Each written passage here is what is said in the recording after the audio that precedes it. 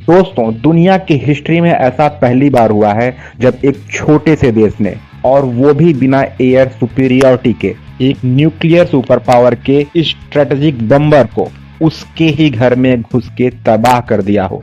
Yes दोस्तों, we are talking about Ukraine's operation spider's web के बारे में, जहां यूक्रेनियन ड्रोन ने रसिया के डीप साइड में जाके तबाही मचा दी और उसके टारगेट थे रसिया के strategic bomber Tu-95, Tu-22 M3, even A-50 early warning plane.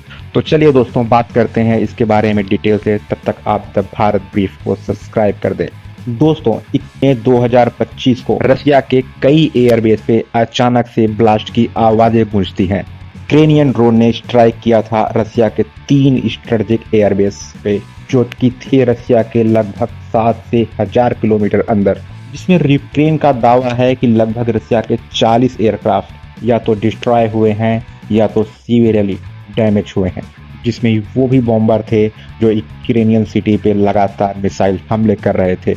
और दोस्तों, ये अटैक सिर्फ एक ड्रोन अटैक नहीं था, बल्कि ये था एक multi layered highly coordinated drone swarm, और यूक्रेन ने इसका नाम दिया था ऑपरेशन स्पाइडर्स वेब। तो दोस्तों, चलिए जानते हैं कि ये ऑपरेशन कैसे पॉसिबल हुआ। रिपोर्ट्स के अकॉर्डिंग माना यह जा रहा है कि यूक्रेन ने ये लगभग 18 महीने पहले से ही प्लानिंग किया था। और दोस्तों, इस प्लानिंग में शॉकिंग बात ये है कि ये ड्रोन्स रसिया के अंदर ही सीक्रेटली ट्रकों में छुपाए गए थे, और ये FPV ड्रोन्स थे, जो कि साइज में छोटे लेकिन डेडली ड्रोन है। इन ड्रोन्स को उन्होंने कैमोफ्लेज कंटेनर और वुडन सेट्स में रखा था, और वो वहीं से लॉन्च होके रसिया के टॉप एयर बेसिस को स्ट्राइक किया। और रिपोर्ट्स में ये भी बताया गया है कि इस पूरे ऑपरेशन को प्रेसिडेंट जेलेंस्की ने पर्सनली ओवरसीज किया। तो दोस्तों, चलिए जानते हैं इस स्ट्राइक का रसिया पे क्या इम्पैक्ट पड़ेगा।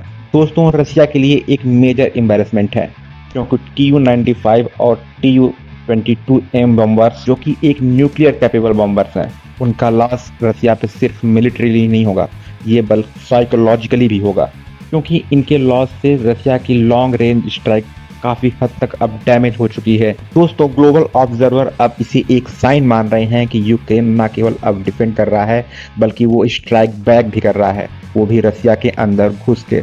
लेकिन सवाल दोस्तों ये उठता है कि क्या ये एस्केलेशन क्या नाटो और वेस्ट का और इन्वॉल्वमेंट की तरफ इशारा है? अगर हाँ, तो क्या रसिया रिटेलिएट करेगा, और क्या ये वार और भी डेंजरस मोड पे पहुंचेगी, और ये कहीं वर्ल्ड वॉर 3 में तो नहीं कन्वर्ट हो जाएगी? और दोस्तों, एक और इम्पॉर्टेंट बात, क्या ये वारफेयर या इस ऑपरेशन ने भविष्य में आने वाले ड्रोन वारफेयर की एक झलक दिखाई है? क्योंकि ट्रेडिशनल एयर डिफेंस सिस्टम इस तरह के ड्रोन के गोरिल्ला वारफेयर के सामने बेअसर दिखाई दे रहे हैं। दोस्तों, ये घटना ये साबित करती है कि वारफेयर अब बदल चुकी है। एयर सुपीरियरिटी और $1 बिलियन जेट से अब ज़्यादा जरूरी हैं स्ट्रेटजी, स्टेल्थ और स्मार्ट वारफेयर। दोस्तों, आपको क्या लगता है कि यूक्रेन रसिया के स्ट्रेटेजिक लेवल पे जीत सकता है? कमेंट सेक्शन में जवाब जरूर दें, और द भारत ब्रीफ को सब्सक्राइब करें।